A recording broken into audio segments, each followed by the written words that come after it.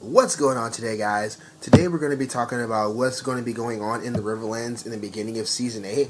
Now, if you haven't checked out any of my earlier videos on the Reach and the Stormlands, make sure to check those out so this video will make sense for you guys.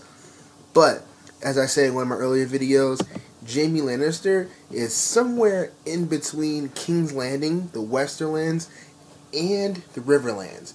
And what I think he's going to do is head west towards Castle Rock and Lannisport.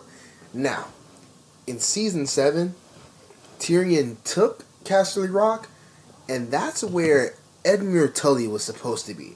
So I'm thinking he's going to be somewhere in Lannisport since he wasn't at the Rock. And this person is going to be key to the Riverlands. So, as you know, in Season 6, Jaime took Edmure captive and actually sent him to Castle Rock to be a prisoner of war. Now that things have changed, Jaime is most likely going to be heading to him to bring him out of captivity, to bring him north, so that he can raise the Riverlands to go help fight the Night King. So the Riverlands only really has about 6 houses that matter as far as marshaling the full power of the Riverlands. If you exclude House Tully, who is the ancestral Lord Paramount of the Triton, these 6 houses are the only ones that really matter. House Bracken, House Mallister, House Luton, House Smallwood, House Blackwood, and House Piper. Now, I know someone that's a huge Game of Thrones buff is saying, what about House Derry? House Derry is dead. Thanks to our friends of Lannister, House Derry is completely snuffed out. The Mountains That Rise killed the last Lord of the Derrys in Derry Castle. So these are the only 6 that really matter now. And these 6 are fiercely loyal to the Tullys, and they all love Edmure, thanks to his battles at the fords. So these 6, as soon as they see Edmure Tully ride into the Riverlands, will ride behind him. So let's talk about what the Riverlands actually have to offer to Daenerys as far as military goes.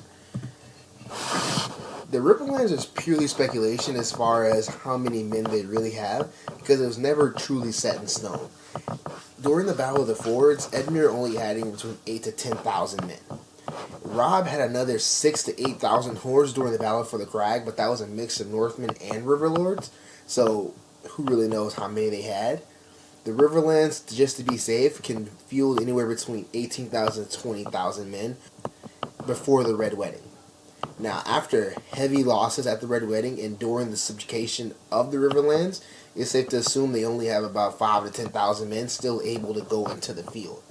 So, to be honest, they're not going to have too much of a military addition to Daenerys' power, but the Riverlands themselves being at peace means a lot to her cause.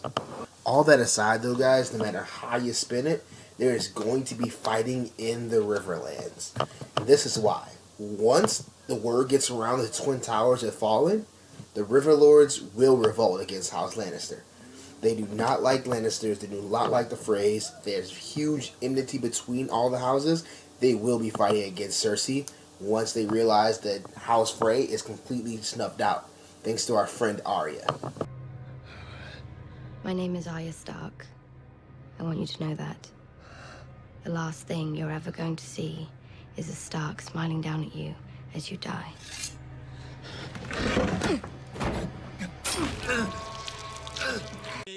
I'm not the most pleasant man, I'll admit it, but I'm proud of you lot. You're my family, the men who helped me slaughter the Starks at the Red Wedding. Yes, yes, cheer. Brave men, all of you. Butchered a woman pregnant with her babe. Cut the throat of a mother of 5. Slaughtered your guests after inviting them into your home. But you didn't slaughter every one of the Starks. No. That was your mistake. You should have ripped them all out, root and stem.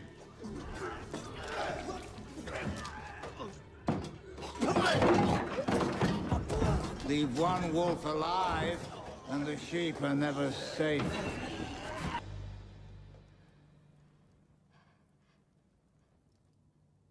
When people ask you what happened here, Tell them the North remembers. Tell them winter came for House Frey. So the Lannisters and the Riverlords are going to be fighting each other. And if you remember from Season 7... If we have the Dothraki ride hard on the King's Road, they'll arrive at Winterfell within the fortnight. The Dothraki will be riding on the King's Road, and they have to pass through the Riverlands to get to the north. And there's just no way the Lannisters and the Riverlords are going to allow them to pass through completely unbloodied. So you're going to be seeing 3 different combatants going at it in Season 8 in the Riverlands themselves. That being said, there's only one way to end all this fighting. There's only 2 people who can do that for us. The Rally of the Riverlands. This is going to be the most important part of Season 8, in my opinion. Besides the War for Dawn and besides the War for the Seven Kingdoms, this is going to be extremely important. Because these 2 people mean a lot to Dany's cause. Jaime Lannister. Jaime is Tywin's son. He is completely loved by the Westermen. He's respected by the Riverlords. During the subjugation of the Riverlands, Jaime led that, and he got many of the Riverlords to bend the knee. And a lot of them kind of liked him for it. And Jaime is determined to keep his oath to Daenerys. Whether or not he bends the knee to Daenerys is still up in the air, but he means to ride north to go to her.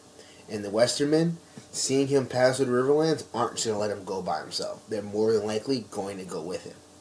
So Cersei will most likely lose her men in the Riverlands. And the second person is Edmure Tully. He is the recognized Lord of Riverrun. Although lawfully it's Walder Frey, Edmure Tully is Lord of Riverrun in the Riverlords' eyes. He's loved by the Riverlords. Ever since the Battle of the Fords, they love them some Edmure Tully. He's the uncle to Sansa, Bran, and Arya Stark, which means he's more than likely going to be compelled to go north to help them out. And he's a loyal Stark bannerman. So if he's called by Jon, Sansa, or any Stark, he will ride north. There's just no way around it. If Jaime frees Edmure Tully, the Riverlands will join Daenerys Targaryen. And this last bit might be just pure speculation from me, but another thing that points to the Lannister of the Rock and the Tully of Riverrun alliance is the fact that before even Robert's Rebellion, Tywin Lannister plotted to marry Jaime to Lysa Tully, which means that the Riverlands and the Westerlands would have been one big family. And Martin does a lot of bringing things that could have been to actuality later on in different ways. So instead of marrying Jaime to Lysa, it looks like they're attempting to make Jaime and Edmure become really, really good friends, which would bring the Westerlands and the Riverlands together. But, as always, let me know what you guys think in the comments. Hit the like button if you liked the video. Please subscribe for more content. It's completely free. I'll see you guys next week when we talk about the Eerie and the Vale of Arryn.